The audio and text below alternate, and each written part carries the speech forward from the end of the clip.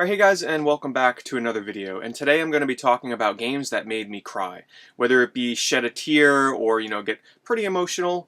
I'm going to be talking about some of the games that I remember because there have been a lot of games I've played that have made me cry over the years, but some of them I've just forgotten. I was like, did this really make me cry at this scene? I don't remember. But anyway, I picked out a stack of games here that I definitely remember getting pretty emotional over. And to avoid spoilers, what I've done in the video description below, because I will be talking about specific scenes and instances within these games, I will have start and end times where I start talking about a game and end talking about a game, so that way you can skip over a certain game if you don't want any potential spoilers. And what I'm also going to do is I'm going to provide links to the specific scenes that I might talk about. Some games might have them in the description, some might not. But if you're curious and seeing exactly what made me so upset, you can also check those out down below. So I have no problem admitting that I can get pretty emotional sometimes when it comes to games and getting attached to stories and characters and everything, and it's the same for movies. So some of you might be like, wow, this game actually made you cry, but yeah, some of these actually kind of did. And I don't mean like bawling crying, I mean like I might have shed a tear, I got a little emotional, with the exception of one game, which I will get to in a bit. But anyway, starting off, the first game that made me cry, and this one actually did make me shed a tear or two if I remember right, and that's Klonoa, Dorr to Phantomile on the PlayStation 1, also remade on the Wii. So, the game is pretty short on story. Throughout the whole game, it's got some cutscenes, well, not so much cutscenes, but little interactive story sequences with the characters talking back and forth. So it came as a big surprise at the very end of the game, the very last cutscene. You go through the whole game as Klonoa and his little buddy Hoopo, which is basically he resides in his ring that he carries through the whole game with. And essentially, just to speed things up here, at the end of the game, you find out that Klonoa has to be sent back to his own world, and there's a really emotional scene that separates both characters at the end, where Klonoa is essentially torn from the grasp of little Hoopo, or I guess that's how you pronounce it. It's Huepow. In the game, it's kind of said like Hoopo, so we'll go with that. But they get, they get separated. There's a really sad song going on in the background. They're crying. I mean, it's some pretty intense stuff. If you don't mind about, spoiling the video, check that video in the description below, and I think you'll be pretty surprised at just how crazy that scene is in the end of Klonoa, and I will never forget it. And this was actually the game that inspired this video, because I always think about how emotional that ending was for me of Klonoa. So getting on to game number 2, that's going to be Fragile Dreams Farewell to the Moon on the Nintendo Wii. This is a Wii exclusive, very underrated RPG, by the way. So the scene that made me pretty upset, and I think I shed a tear for this scene, was very early on in the game, where you play as Seto, and you're sort of like in this abandoned city, if I remember right. It's been a while, so bear with me here. And you come across like this robotic contraption that can actually speak. It talks to you. And the very first dungeon, she starts to run low on battery. And eventually, at the end of the scene, her battery dies, and, they exchange names, and she's like, I'm so very glad I met you, blah, blah, blah. It was just really, it was an amazing scene. It was very well done. It was pretty emotional stuff. I mean, I did not expect that from this game. And this game is kind of like, it's got a very depressing mood to it, I'll be honest. And that really set the tone for the rest of the game. And yeah, I never thought that I would get so attached to like this little box that's a robot with like 2 lights on it, and it's saying its farewell to its master that just found it. I mean, it was some crazy stuff. I'll have the link to that below as well in the description, so you can check that out. Okay, so the next game, and this is the one that, like, whew, this is another inspiration for this video. This is the game that I've gotten the most upset over out of all the games here, and that is The Walking Dead. And yeah, pretty big spoiler here if you have not played The Walking Dead, so I'd advise skipping over this if you plan on playing through this game. But anyway, at the end of episode 5, you go through the whole game with Clementine and Lee, and I played this game 1 episode every day. So I didn't play it all when it first came out. I played the first episode when it came out, but then I waited until all 5 episodes were out.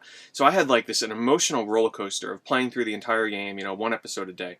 So I got really attached to the story and characters, and come to the end of the game, Clementine, which is the little girl, and Lee, which is the main character, Lee gets bit, he's turning into a zombie, and you have to make the decision as Clementine, or make the decision as Lee, to tell Clementine to either shoot you or leave you alone. I made the decision to shoot Lee, and I made the decision to also choose the option that says, I will miss you, Clementine, and like, remember to keep your hair short, like all these, like, I watched the ending one more time before recording this video, and I like got pretty sad once again. Like, it's a crazy scene. I'll provide a link to it below, but man, that made me not just cry, but like it felt, like, I'll just say I got really attached to those characters, and yeah, I got really emotional with that scene, as I'm sure a lot of people did. Okay, so next is Eco. Surprise, surprise, right?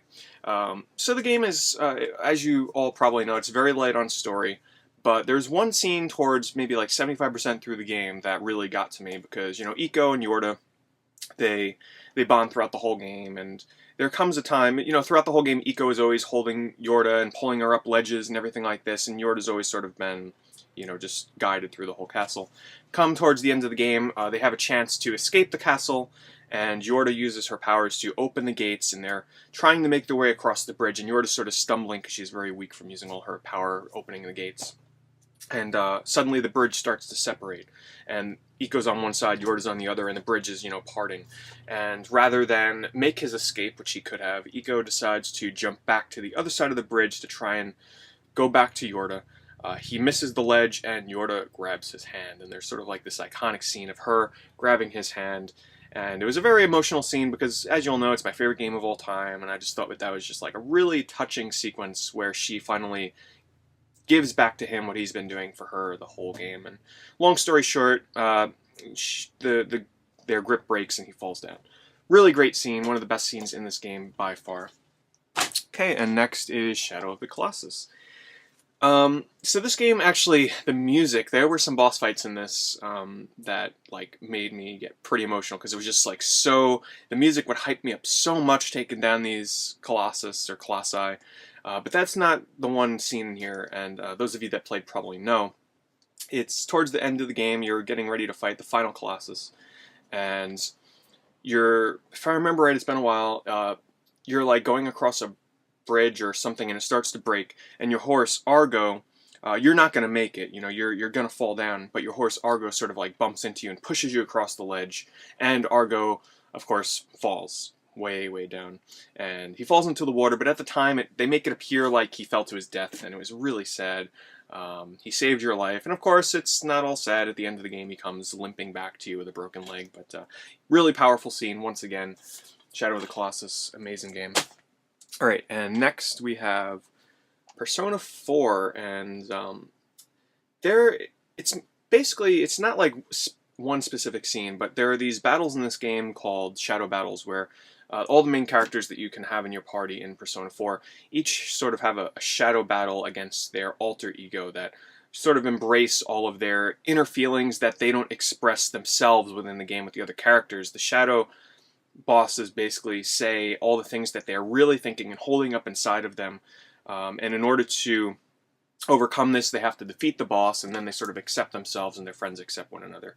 And those scenes were actually really powerful to me. Like, there are some really emotional scenes in those afterwards, before, but mostly after those shadow bosses, that sort of like reveal the true characters, and that's why I love Persona 4 so much, because so much is told about the development of these characters throughout the game, especially through those boss battles, that I got really attached to them, and I thought they were really well voice acted, really well told.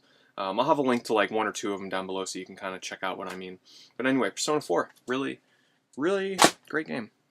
Alright, so this one might come as sort of a surprise, but maybe it's just the fanboy in me that's sort of like the reason why this one made it. And that's Child of Eden. And the reason why this is on there, Rez is one of my favorite games of all time, so of course I was really anticipating Child of Eden. The soundtrack in this is done by the Genki Rockets, which I was already a big fan of before the game even came out. And the final stage in the game is like this really big climactic boss battle with like an insane song going on in the background. Like, it just keeps escalating and escalating and escalating, and it uses like real, not like CG stuff, but like real footage of this girl that's sort of like singing in the background. And I don't know, just it really came together when I beat the level, and then the song kept going and whatnot. Maybe it's just the song that really did it for me, but they used real photographs of like real people. So I guess apparently before the game came out, people were allowed to submit like pictures of themselves and blah blah blah to be used in the very end of the game. I'm not sure, I didn't really, I'm like, I wasn't there like with a box of tissues, like, crying hysterically, but, I might have shed a tear maybe, for just how, like, happy I was with the game. It really, when you have a game like Res for me that I hold in such high regard, to be able to have a sequel as anticipated as I was about Child of Eden and actually have it live up to that hype and, finish this game that I've been looking forward to for so long, I was just really happy. Child of Eden, yeah, it's on the list. Okay, and next is Journey. And Journey was a really emotional game throughout the whole thing, mostly because of the fantastic soundtrack, which I'm sure sort of aids in the process of leading up to the end of the game, where, for those of you that don't know with Journey, you go throughout the whole game with two characters. One is yourself, and one is a random person that you get paired with online. Come the end of the game, you get to your destination that you're trying to get to, and your characters start to stumble in the snow, and they sort of give out, and they collapse right there on the spot. And then they're sort of rejuvenated into this sort of like dreamy sequence, and the music is like, the music's escalating and it's getting all happy, and because you go from sad scene to really happy scene, and then you get to the end, and then you realize that you're walking to your destination with your little buddy there at your side, this random person that you're playing with online. And it was really emotional. Like, that final scene in Journey was really strong, and it ends on a really strong note too, with the end credits with an amazing song. And yeah, one of the, no pun intended, but one of the strongest journeys that I've had through a game ever. That's why that game is on the list. Okay, so Final Fantasy XIII. This one, I don't really have a specific moment in here where it's like, I was really sad. But I'm one of those, I guess I'm one of the few people that absolutely love the story and characters in here. And I think that some of the cutscenes and like interactive sequences where the characters are talking back and forth with one another for the story, I thought some of them were really super well done and well acted and well told and believable. I know some people hate the characters in this game, but I really loved it. There was a scene towards the end of the game where, they're getting ready to go fight the final boss, and like, I think it was Lightning was like doing this hugely inspirational speech, like getting everybody all ready for their impending doom and all this, and like, it was some insane stuff. And I mean, there were a couple other scenes, like, the wedding scene was nice, and I don't know, like, oh, and of course with, oh my god, what's his name? Saz or Zaz, I forget his name, the guy with the afro. I forget his name, it's been so long. There was a great scene in there with him too, with his son and everything, so yeah, Final Fantasy XIII, an emotional game throughout, and definitely one that I really, really enjoyed. Okay, and Lost Odyssey. This one is sort of well known for one scene in here, but before I get to that one scene, this game also has story sequences that are told all through text with some really emotional like piano music in the background, and some of those are pretty emotional too.